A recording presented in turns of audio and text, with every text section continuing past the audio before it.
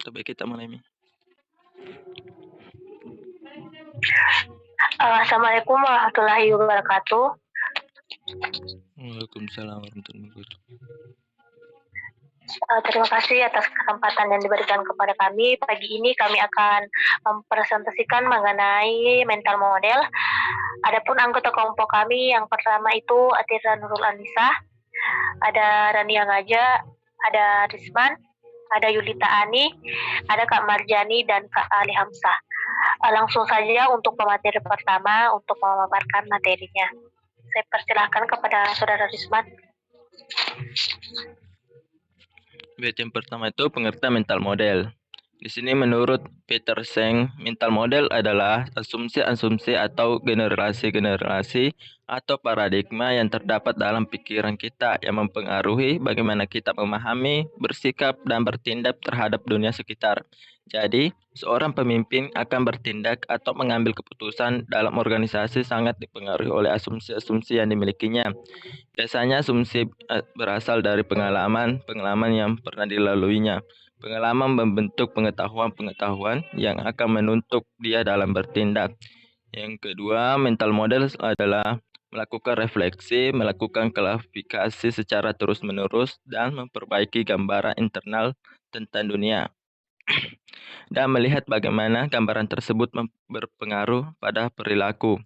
Yang ketiga, mental model bisa dikatakan sebagai konsep diri seseorang, yang dengan konsep diri tersebut dia akan mengambil keputusan terbaiknya.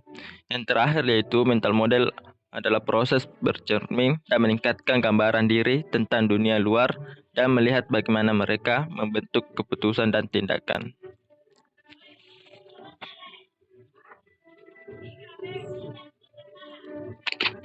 Baik, materi selanjutnya akan dibacakan oleh Saudara Yulita. Mental model dalam organisasi. Mental model adalah bagian dari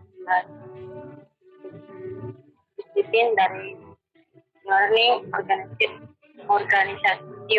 oleh Peter Seng. Learning adalah usaha yang dilakukan sebuah organisasi yang melakukan proses pembelajaran. Hal ini ditujukan agar dalam sebuah organisasi tersebut dapat tetap stabil meskipun banyak perubahan yang terjadi.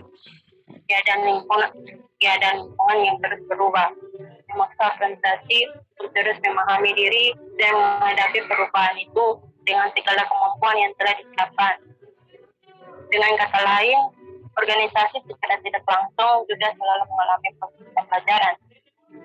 Perusahaan yang paling sukses adalah perusahaan yang terbentuk learning organisation, yaitu organisasi yang anggotanya mampu mengembangkan kapasitasnya secara berkelanjutan dalam mewujudkan hasil yang optimal. Perhatian yang cukup besar diarahkan kepada 5 disiplin yang diarahkan oleh Peter Seng, yaitu personal mastery, mental model, shared vision, time learning, dan system thinking.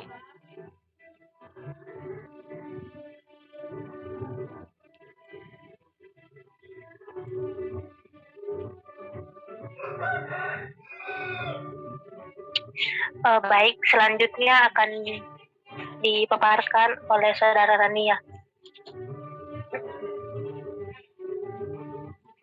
Dalam 5 disiplin ini, mental model menjadi salah satu aspek penting yang tidak bisa terpisahkan dalam mencapai tujuan organisasi.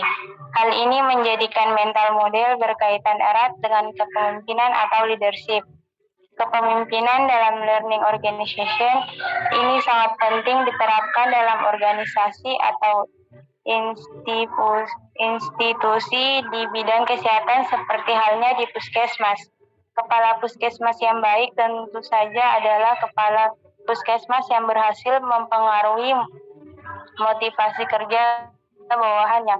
Dengan motivasi kerja yang baik tentu saja akan mempengaruhi performa atau kinerja dari bawahannya.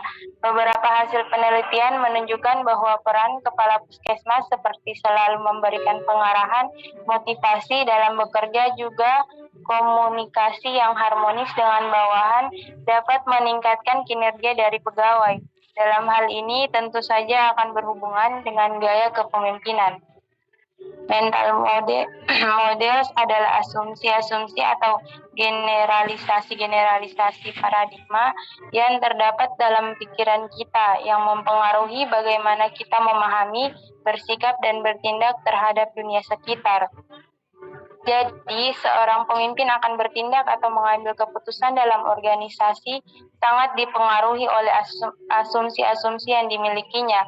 Biasanya asumsi berasal dari pengalaman-pengalaman yang pernah dilaluinya. Pengalaman membentuk pengetahuan-pengetahuan yang akan menuntun dia dalam bertindak.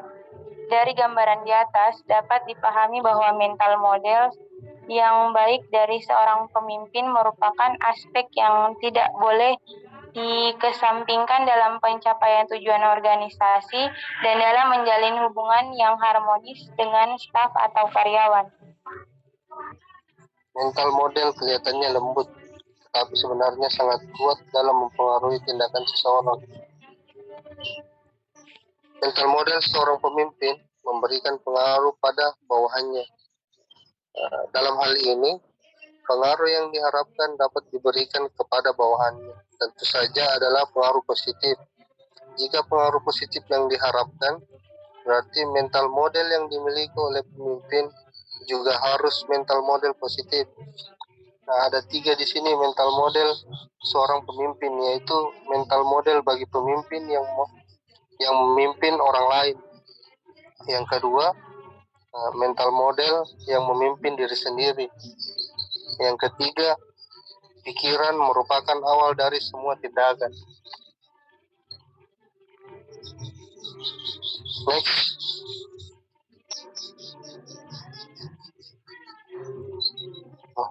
Yang keempat, faktor-faktor yang mempengaruhi mental model pemimpin. Ada 4. Yang pertama, deception. Deception atau tipuan adalah salah satu hal yang perlu diwaspadai. Deception ada 3 hal, yaitu self deception, deceiving others, deceived by others. Yang kedua, boundaries atau pembatas. Yang ketiga, making decision. Dan yang keempat, obedience atau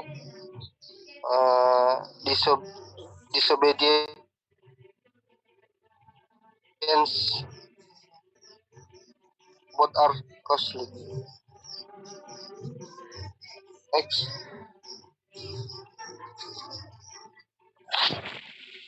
Terima kasih. Baiklah, itulah tadi pemaparan materi dari kelompok kami mengenai mental model. Selanjutnya saya serahkan kepada moderator. Baik, itu tadi pemaparan dari kelompok 4 terkait materi mental model. Bagi teman-teman yang ingin bertanya, langsung saja bertanya di WA Group. PowerPoint-nya sudah ada di WA Group.